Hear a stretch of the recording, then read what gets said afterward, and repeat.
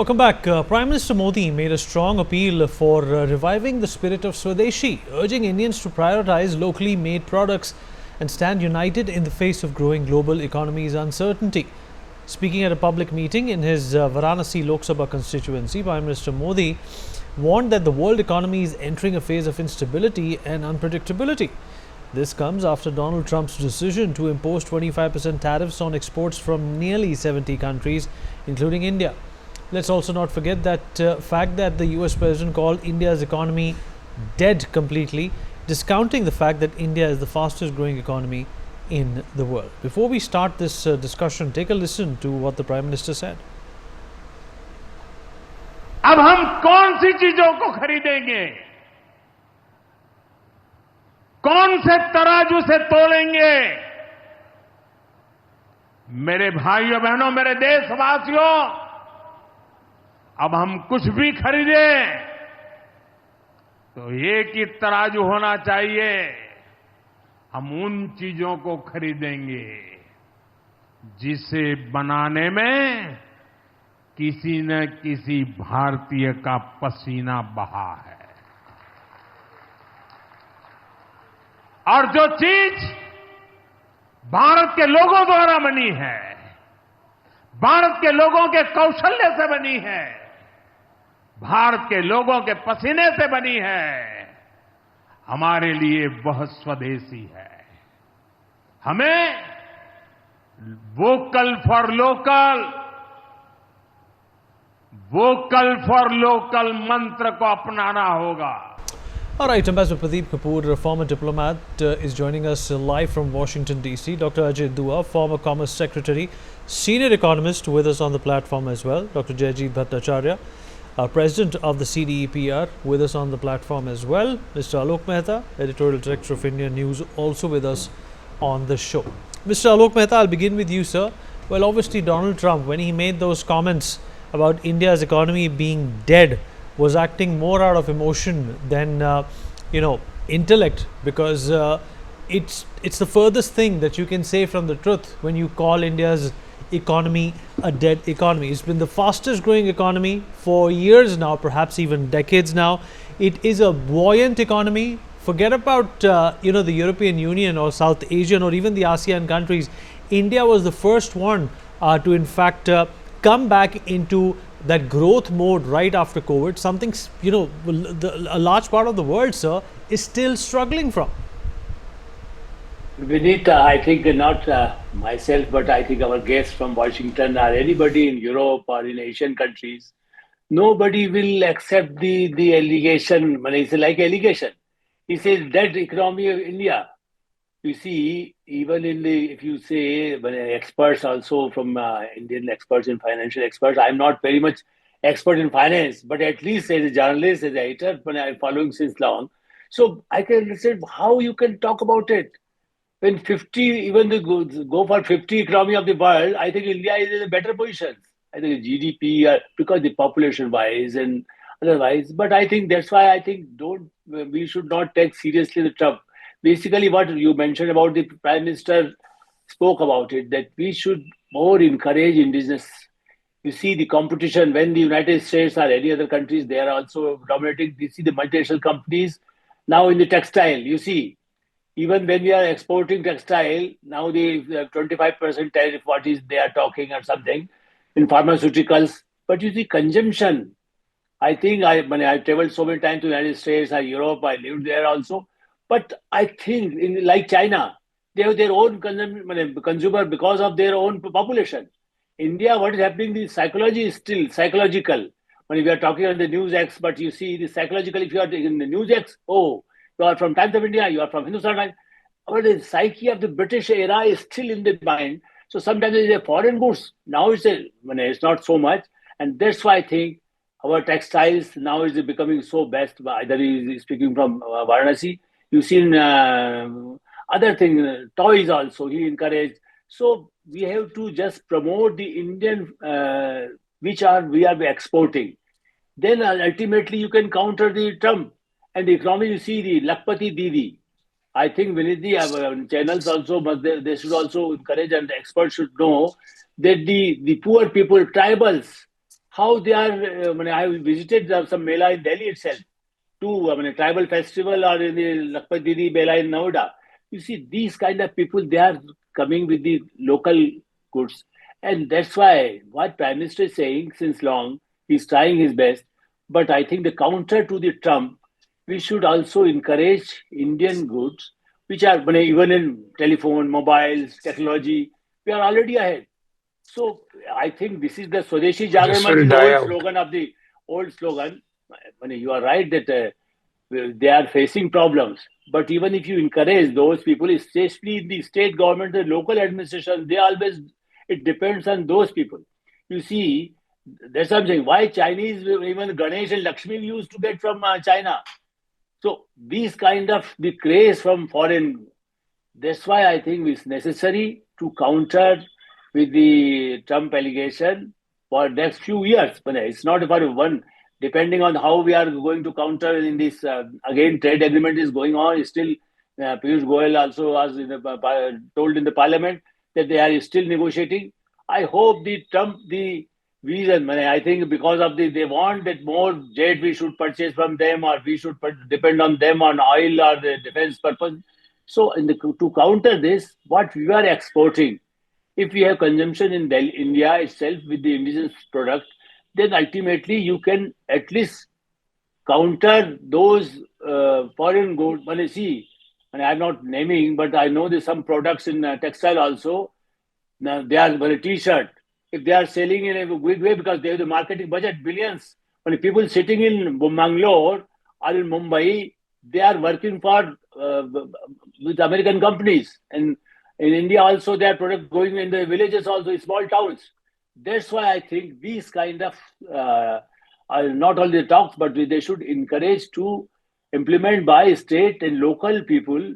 Ultimately, the cooperative movement is also there. So again, the country like India, we need more our own product, and the market is there. This is the only solution for nuclear or something, and we want that we should have more export too. Because you see somebody preparing in Odisha, I talk them, but it is difficult to bring those things online, because from Bhubaneswar or Puri you have to go, and the artists, if they want to sell, is very good product, but it is difficult. Same thing with the agriculture product. In agriculture product also, India, we are just wasting some time because it's not transportation is not available, or storage was not there. Then the farmer law, they wanted that the more storage will be from private sector. But again, there was opposition of the opposition parties created problem. Okay. Rahul Gandhi is still talking about Let's get a view from Washington as well.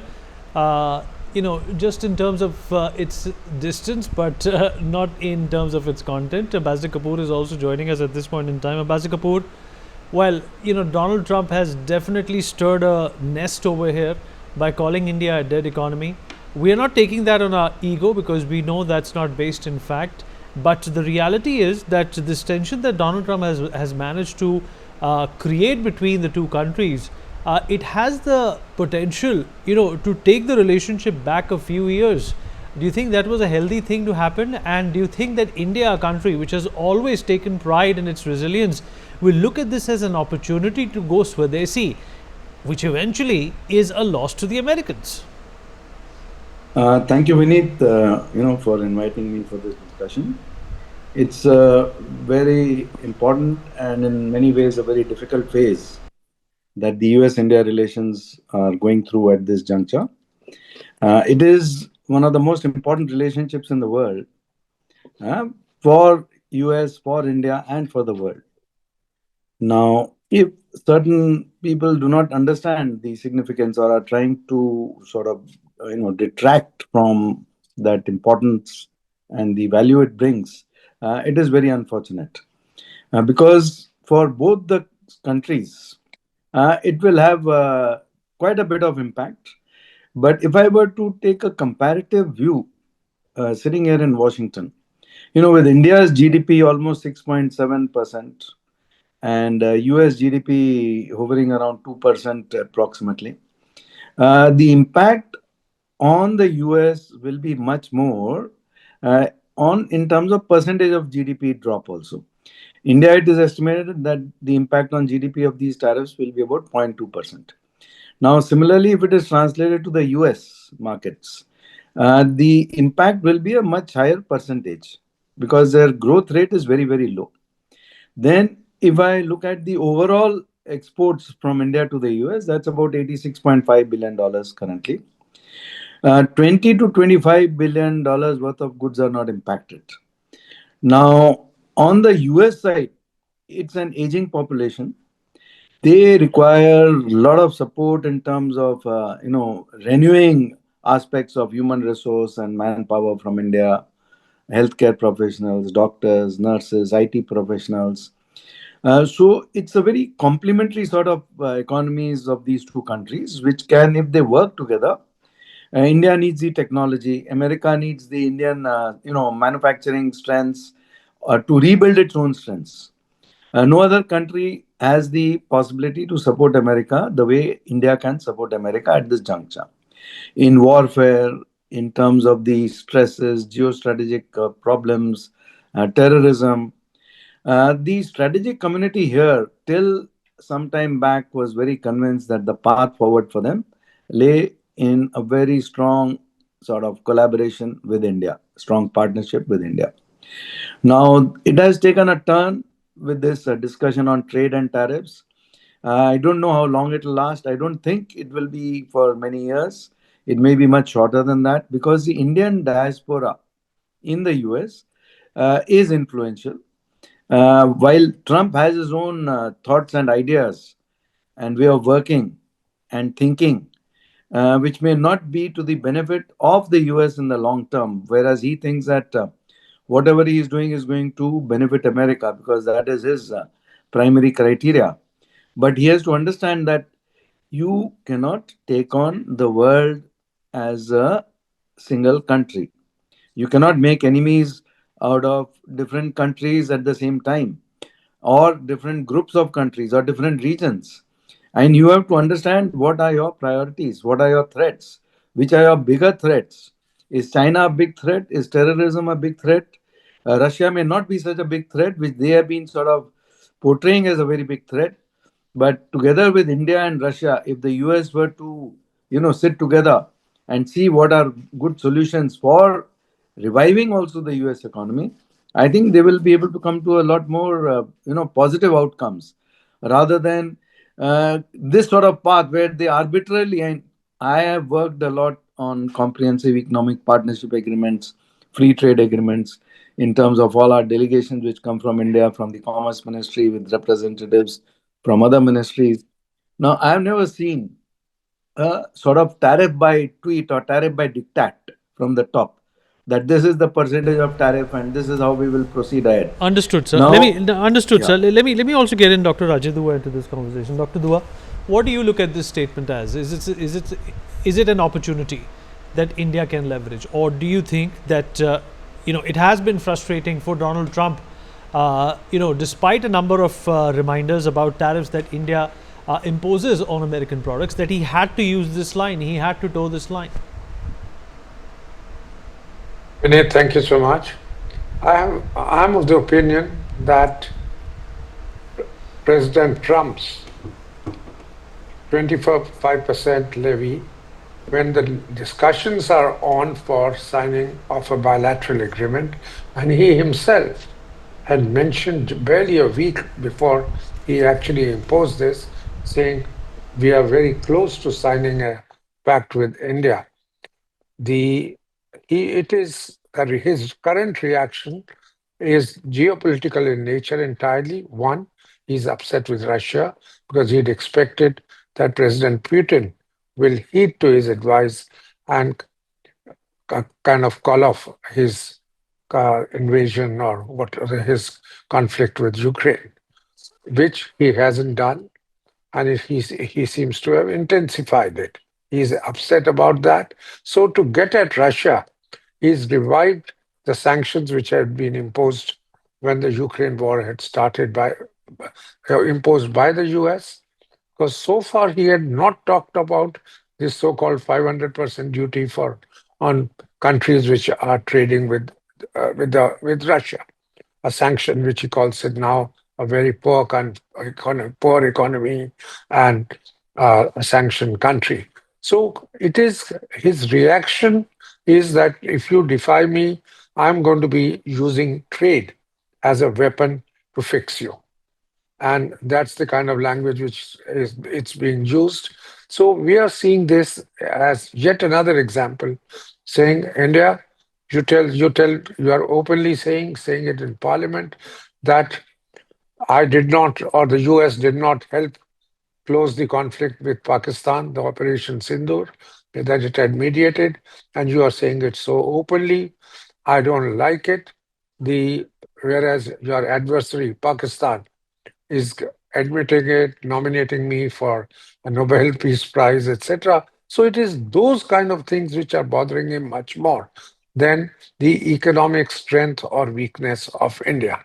I think that From let me if just interject properly, for a second. Apart from saying that he wants a Nobel Peace Prize for brokering peace amidst a number of countries, he's also parked two submarines close to Russia, which are nuclear in nation. So that's the opposite of brokering peace. Anyway, go on, sir. yeah, no, I'm saying that has this. I think has an origin in what the former President Medvedev had said. He had talked about, and Medvedev, I think, also went beyond his remit when he said that Russia has semi-automatic nuclear systems, which even if America were to wipe out the entire leadership of Russia, yet Russia would be able to take on the United States because we have automated or semi-automated a nuclear system which will get into action. So he reacted to that. So I think both sides have they are probably gone exaggerated the picture. Having said that, let me just quickly come on to what Prime Minister Modi has said in this context, saying right, he without naming the US and very rightly, we are not blaming the US openly, unlike many other countries, including Canada, which has kind of taken on the new Prime Minister Mark Carney has also taken on the US, and you are seeing the adverse effect of it. We have the Prime Minister.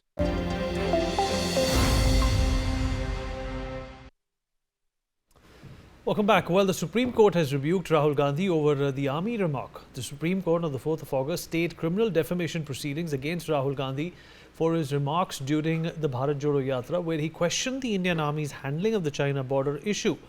However, the bench, led by Justice Dipankar Datta, strongly criticized Rahul Gandhi for making irresponsible statements without credible proof.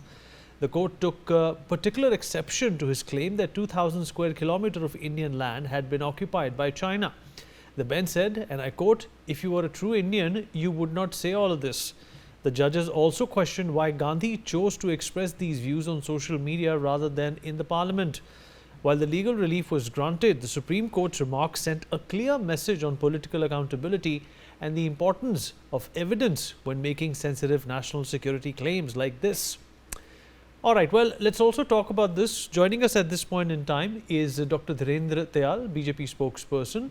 Ishan Tyagi, Congress spokesperson, also with us on the program. Joyita Basu, editor of the Sunday Guardian, with us on the program. Major General Sudhakar Ji, senior geopolitical and strategic expert, also joins us on the program to talk more about this.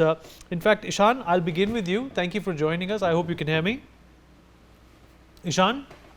Yeah, I can hear you. All right, Ishan, Perfect. what do you make of what the Supreme Court has said? They are obviously of the opinion that Rahul Gandhi should be more sensitive about such claims when it comes to national security. What is the Congress's stance on this? So, Vineet, with all due respect to the Honorable Supreme Court of India, I'll definitely get back to your question, but I would want to bring to light a few things. That it is the BJP and the RSS which has close ties with the Chinese Communist Party, and there have been multiple instances when the leaders from both the parties, like BJP and RSS, and the Chinese Communist Party, have exchanged ties. Either the Chinese Communist leaders from Chinese Communist Party have come to the BJP headquarters, or people from the BJP and RSS have visited, I don't know why they visit China, what's their love with China, because there have been several meetings. On January 2009, a BJP RSS delegation visits China. On October 2008, Chinese Communist Party's delegation visited the BJP headquarters. And I'm not saying this all from thin air because I'm quoting what the BJP has said in its press releases at that point in time. On June 14th, CCP delegation visited Delhi, where they met then General Secretary and now President of the Bharatiya Janata Party, Mr. J.P. Nadda, and Ramlal, who was the BJP General Secretary at that point in time. In August 2019, a BJP delegation visited China, and it was on August 28, 2019. So the BJP should first itself come clean. What were all these meetings scheduled for? And now coming to your question, I do have some questions for our panelist from the BJP, and he should answer that despite our 20 Jawans being martyred in the Galwan clash, why did the Prime Minister give a clean sheet to China? If the army chief wants a return to April 2020 status quo, does the October 2024 withdrawal deal actually achieve that? The third question is, why do Indian patrols now need Chinese concurrence to access areas like Depsang and Chumar that they earlier patrol freely? So these are the questions that the BJP government should come clean on, and the nation deserves answers to all these questions. I have a few more questions. If you allow me 30 more seconds, I'll read out to them. All right, fair enough. Let me, in fact, get a response to what you have said from Dr. Tayal. Dr. Tayal, would you like to respond to what Ishan has said about the Bharatiya Janata Party, or rather the Prime Minister giving a clean chit to China? I don't recall that happening in recent memory. Thank you so much, Vineet. This is typical Congress. So I'm very happy that Ishan started from the close ties of RSS and BJP with the China. Now let us understand the close ties of Congress with China. First of all, there is an MOU that Congress has signed with China, which Mr. Rahul Gandhi himself has signed with Xi Jinping, and the contents of that are still not known to the country. Why? Second, now when Doklam was on, at that time Rahul Gandhi went to the Chinese embassy. This is on record. He tried to hide it, but the Chinese embassy published it. When our soldiers were eyeball to eyeball with them, what was he doing in the Chinese embassy? He went to Mansarovar. He tried to hide the fact that he met the Chinese there. Again, the Chinese exposed him. Rajiv Gandhi Foundation has taken crores of rupees. It is on record from China and the Chinese embassy. Why? That is hard money taken from them. You've sold yourself out. Right? Now, let me give you another very typical instance of the friendship. Adhir Ranjan Chaudhary, when Doklam was on, he made a tweet saying that the Indian armed forces are strong enough to defang the Chinese serpent. You know what the Congress party did? He was made to delete that tweet. Why? Why would somebody say that anything which boosts the morale of the Indian forces, that tweet should be deleted? That is their love for the Chinese, and they have regularly been there. So, including, of course, I don't want to go too much back in the history, when they actually gifted away 38,000 square kilometers. That is too far back. Let us stick to Rahul Gandhi. The question for today, which he clearly ducked and sidestepped, he said, I'll come back to your question. He never came back, because in his entire monologue, nowhere did he touch today's judgment. The issue is that the question I want to ask, and every Indian is asking today, somebody whose credentials as a true Indian are under question, not by an opposition party, not by a political party, but by the Supreme Court of India, does he have any right whatsoever to continue as the leader of the opposition? Rahul Gandhi must resign today itself. We cannot have somebody who holds a cabinet rank, whose very status as a true Indian is under question by the Supreme Court of this country. That is what has been said, and it has been said that the freedom of speech has a limit, and he has crossed those limits as a blatant liar. He's lied on this. He's demoralized the me, and let me answer. he has also lied on. I mean, as recently as yesterday, he lied that Mr. Arun Jaitley came and spoke to him on the farm laws which came after Mr. Jaitley had demised. That is the kind of lies they are peddling. I mean, is the desperation so much today? I mean, is it really so much that being out of power for long, and when you cannot win the conviction, the support of the people of this country, you are so desperate that you want to sell the country to the Chinese and to anybody else? That is the status today. You're lying out of your ears, and we cannot have a leader of the opposition who is questioned by the Supreme Court as a true Indian. Rahul Gandhi must resign today.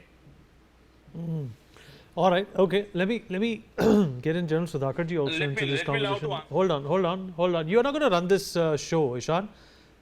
Wait.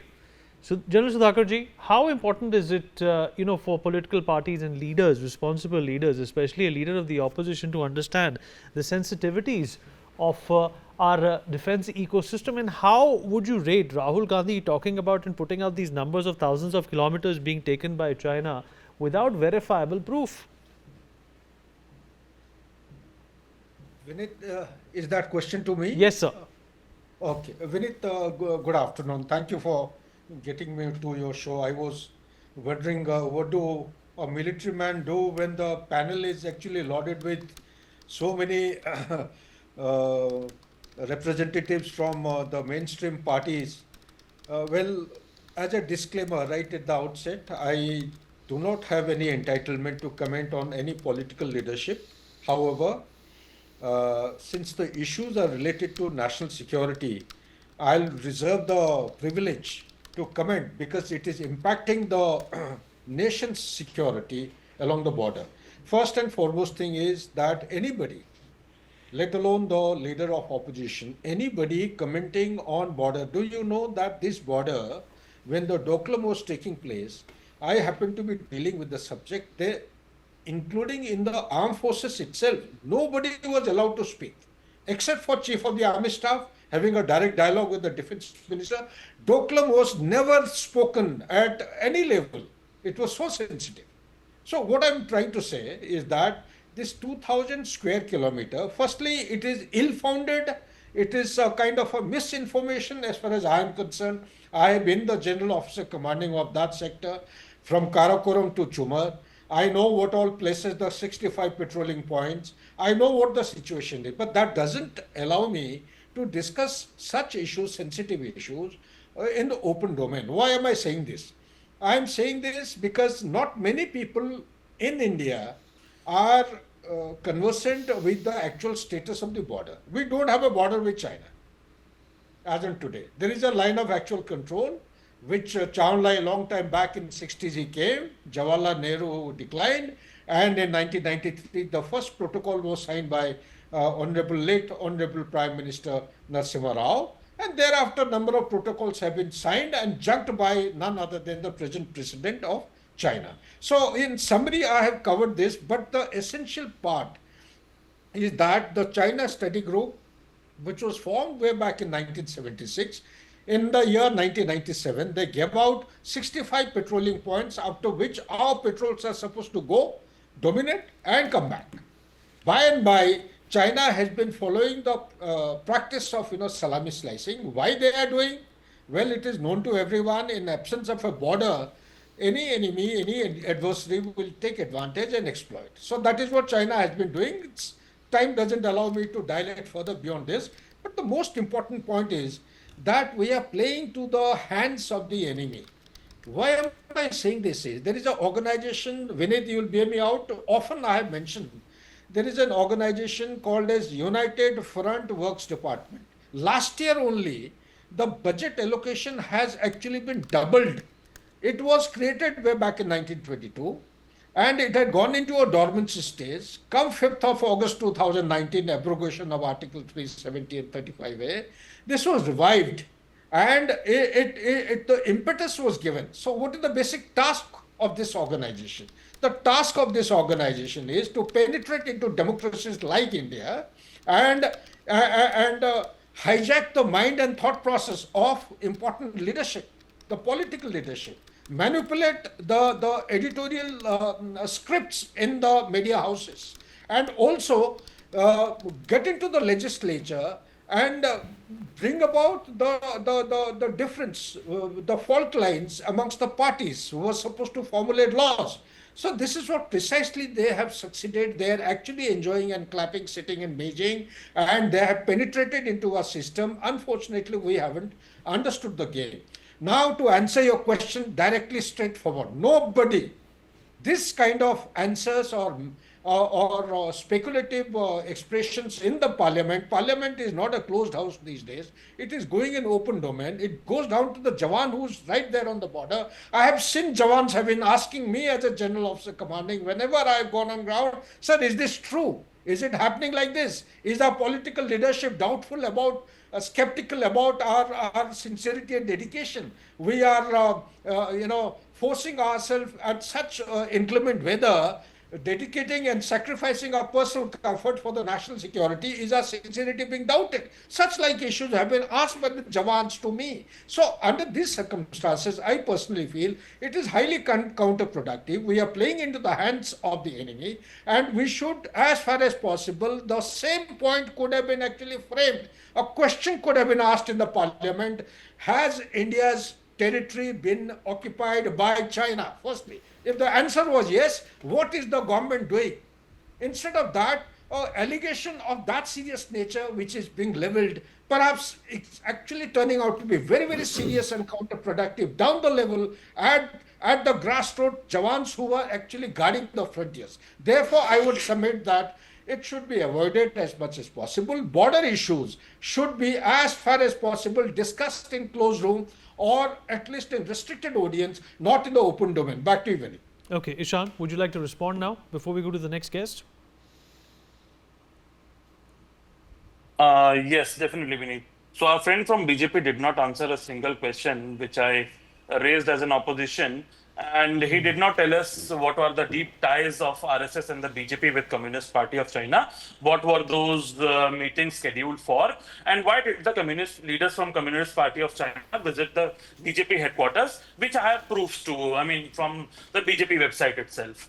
Now, he mentioned the Mansarovar visit. So we all know that Rahul Gandhi ji is a follower of Lord Shiva, and he visited Mansarovar. It is the abode of Lord Shiva, first of all. So why is bringing out such questions? It's actually very childish. The second is the BJP has a very strong government in the center for last 11 years. They have the CBI, they have the income tax, they have the enforcement directed to them, and the BJP does not even know what was the, they claim that Rahul Gandhi visited the embassy, Chinese embassy. They should know why he visited Chinese embassy.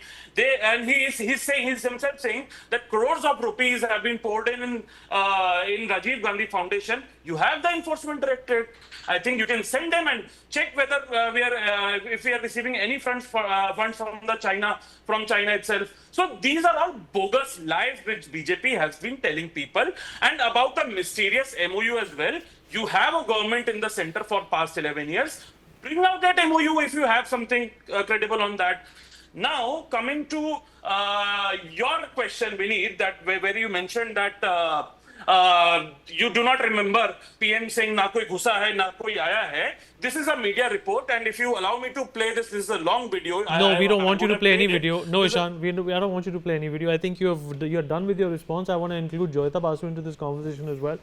Joyita, thanks for joining us. What do you make of the back and forth that you've seen between, the Supreme Court and, of course, what Rahul Gandhi has said, and also what you make of what Ishan has said, that BJP has equal footprints when it comes to dealing with China? Joyita? Yeah, is that okay? Fine.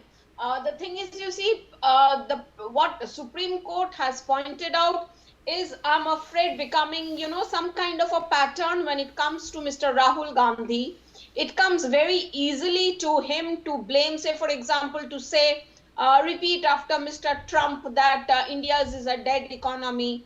This is in keeping with, what he has been talking in terms of, say, for example, India has lost this much land. then whenever he goes abroad, he's always bad. Fine, I mean, he's taking the country's problems over there, and he goes and says certain things. Okay, and we have seen, I mean, India is not a democracy, this, that, and this is a behavior that was the way it is. What happens is, you see, other opposition leaders have also gone to, foreign countries, and when they have been asked about what is happening in India, they do not wash the dirty linen in public. They will go and say the response that they give is, excuse me, why is this gentleman constantly holding up and trying to, distract people's attention? I mean, can't he, is it Don't be necessary distracted. to Ishan, you really don't have to do that. Ishan, you really don't have to do that to prove your point. Ishan, you really don't have to do that to prove your point. If you have the content, don't get distracted. Don't get distracted. It is up to the people to decide. No, It is up to the people to decide, and these are media reports from India. These are not international media reports. These are media reports from India itself. You can read them. You can read them. Vineet, can you please control You your can read guests? them. Ishan, I'll have to excuse you. Ishan, if this is the way you're going to conduct yourself, No, I'm I'll going really so have to much excuse you. Can I please request we remove Ishan? Can I please request? This is not how we're going to conduct debates. If you're really here to represent your party, then you have to watch your decorum. You have to, do things with civility. All the other guests are not doing what you're doing. The BJP is not doing what you're doing, are they? Can we please remove Ishan? PCR, can you please remove Ishan? You won't get to say what you have to, Ishan. Go ahead and remove me. I will, But because you are I'll not. keep- You are being a troublemaker. You are okay. He's gone now, Joyita. Go on. So the whole point this is disturbing, because you see, there are opposition leaders who have gone abroad, and when they have been asked about, what is this thing, criticize your government, criticize what is happening in your country, they have been categorical that no, I am an opposition leader. Even though I have got problems with the government, I am not here to come and badmouth my country. Because you see, and this is the fundamental problem with Rahul Gandhi, that whenever he is abroad, there's not one word good about India that you will hear. He will say things like, the whole country is kind of soaked in kerosene. You just have to drop one match and the whole country will start burning. Haven't we heard? India is not India is not a united country. Haven't we heard him all talk about all this nonsense? So the thing is, you see, and this is the criticism that has come of Rahul Gandhi has come from the Supreme Court. This is not a political criticism. So you see, even then, in spite of that, now when the Supreme Court questions the leader of opposition's loyalty to the country, well, I think it's a very serious matter, Vineet. This is not political attack. This is not a political attack. This is a matter that should concern every Indian, and I'm not going into what sort of relationship who has with China and what. But the fact of the matter is that whatever Rahul Gandhi has been saying, as I'm going to repeat again, this is a trend. This is how he has been behaving. That is either very immature behavior. You can call it extremely, extremely immature behavior, but that does not excuse that, isn't it? Immature behavior coming from a man who is the leader of the opposition in the parliament. I don't think it is excusable behavior. Dr. Tayal, how do you look at Rahul Gandhi's recent rant about, doubling down on what Donald Trump also said? When he was asked that, is India a dead economy? Rahul said, yes, it is a dead economy. Ask Adani, ask Modi. So, it is after what the Supreme Court has said today, don't think it is worthwhile to comment on that, because that is what he would want to see this country as. A dead economy, a dead country. That is what Congress, and I want to call it the Indian Anti-National Congress, because the fact of the matter is that this is a party born of foreign parentage. Hume, it can never be purely Indian or be concerned with India's rights and India's goodwill. So that is the truth there. Ishan, before he left, had made some questions. doubting what I had said, so I'm just going to give you those facts. The money received by Rajiv Gandhi Foundation. He said you've got the ED and so on and so forth. The Rajiv Gandhi Foundation FCRA license was cancelled because of this. They received $180,000 in between the years 2005 and 2007. They received another $3 lakh after that, and 10 lakh rupees again. So all that is documented. The documents are all there. The MOU, everybody has seen the pictures of that MOU being signed. Mansarovar, he's free to go to, very happy that he's a Bhagat of Lord Shiva, but why is he meeting the Chinese in Mansarovar? That is the critical area. Those questions he did not answer. And to come down, what the general said, you are demoralizing the Jawan sitting there. He's saying, you are saying our forces are being thrashed in Arunachal. That is what you are doing. Now, this is what the Supreme Court said, that the freedom of speech has some limits. And he has crossed all those limits. And I agree with Ms. Basu when she says every time he goes abroad, it's with a single point agenda to disgrace India. The last time in Cambridge, would you believe what he said in Cambridge? That there is no intellectual property right or there are no intellectual rights in China. And he says that this is a very profound and powerful concept. How much can you grovel? When he was in the UK, he asked a Sikh student who was sitting there that would you be allowed to wear a turban or cut in India? As a Sikh, sometimes the Prime Minister himself is wearing a turban. What is he trying to paint? The desperation, like I said earlier, the desperation is so huge to somehow what he thinks is his entitlement to come back to that. Kiran Rijiju has very clearly said, and that there not even an inch has been taken, and he said this in the parliament. The other thing which Ishan had mentioned that time, that if during Doklam, Rahul Gandhi went to the embassy, why didn't you do something about it? This was mentioned by the Prime Minister in the parliament now. Why didn't Rahul Gandhi get up and say, prove it to me that I went there? No, he just shut up because he couldn't say that. It was the truth. So Ishan would better know what his so-called leader is doing, the anti-national activities of that party and of that leader, who should today resign from his position as the leader of the opposition. All right, fair enough. Well, we have run out of time. Appreciate everybody who joined us and spoke their hearts out. And